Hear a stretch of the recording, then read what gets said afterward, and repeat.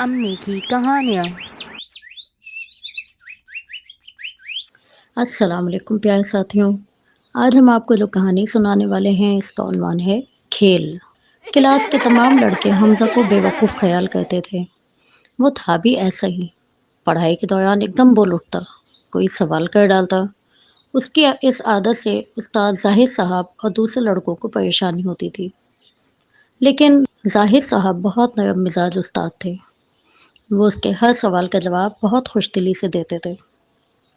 یوں تو استاد زاہد صاحب سائنس کے استاد تھے، لیکن جب پڑھاتے تو یوں لگتا جیسے اسلام کی تعلیم دیتے ہوں۔ سائنس میں اللہ تعالیٰ کی صفات اور کمالات بیان کرتے۔ حمزہ کہا کرتا تھا، مجھے حضرت حمزہ رضی اللہ تعالیٰ عنہ سے نسبت ہے، میں ضرور شہید ہوں گا۔ اس کی بات سن کر میں مسکرا دیا کرتا تھا، کہاں حضرت حمزہ رضی اللہ تعالیٰ عنہ اور کہاں یہ بے وقوف۔ امتحانات قریب تھے، اسکول کا نصاب مکمل ہو چکا تھا، مضامین کی دہرائی ہو رہی تھی۔ ایک دن استاد زاہد صاحب نے ہمیں ایک کھیل کھلایا۔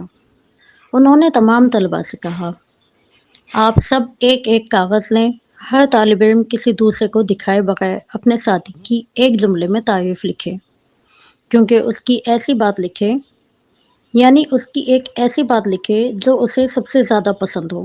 تمام پرچیاں سب لوگ مجھے جمع کرا دیں۔ چنانچہ ہر ایک نے اپنے ساتھی کے بارے میں ایک جملہ کاغذ پر لکھ دیا، اور پھر سب پرچیاں استاد زاہد صاحب کے پاس جمع کرا دی گئیں۔ میں نے حمزہ کے بارے میں ایک جملہ لکھا۔ دوسرے دن استاد زاہد صاحب نے سب کے ناموں کے پرچے انہیں تھما دیے۔ پڑھ کر بہت خوش نظر آیا۔ دن گزرتے گئے، ہم میٹرک کر کے اسکول سے فارغ ہو گئے۔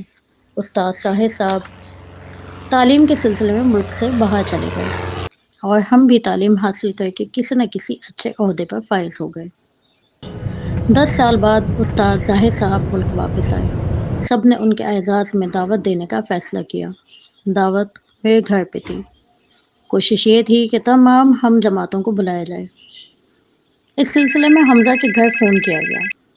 اس کے والد کے الفاظ سن کر میں سکتے میں آ گیا، کیونکہ وہ کہہ رہے تھے، جب امریکہ نے افغانستان پر حملہ کیا تھا تو حمزہ اس وقت مزار شریف کے محاذ پر تھا، وہیں امریکہ کی بمباری سے وہ جام شہادت نوش کر گیا۔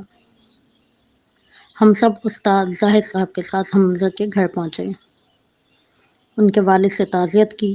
وہ اندر گئے اور ایک پرچہ نکال لائے۔ انہوں نے بتایا، حمزہ اکثر اس پرچے کو نکال کر دیکھا کرتا تھا اور خوش ہوتا تھا۔ ہم نے دیکھا، یہ وہی پرچہ ہے جس پر ہم نے ایک دوسرے کے بارے میں جملہ لکھا تھا۔ میری نظر جب اس پرچے پہ پڑی تو مجھے اپنا جملہ نظر آیا۔ میں نے حمزہ کے بارے میں لکھا تھا۔ وہ جملہ یہ تھا، حمزہ کو حضرت حمزہ رضی اللہ تعالیٰ عنہ کے نام سے نسبت ہے، اس میں یہی ایک اچھی بات ہے۔ جملہ پڑھ کر ہم سب کی آنکھوں میں آنسو آ گئے۔ استاد صاحب کی آنکھوں میں سے بھی آنسو ٹپ ٹپ گرنے لگے۔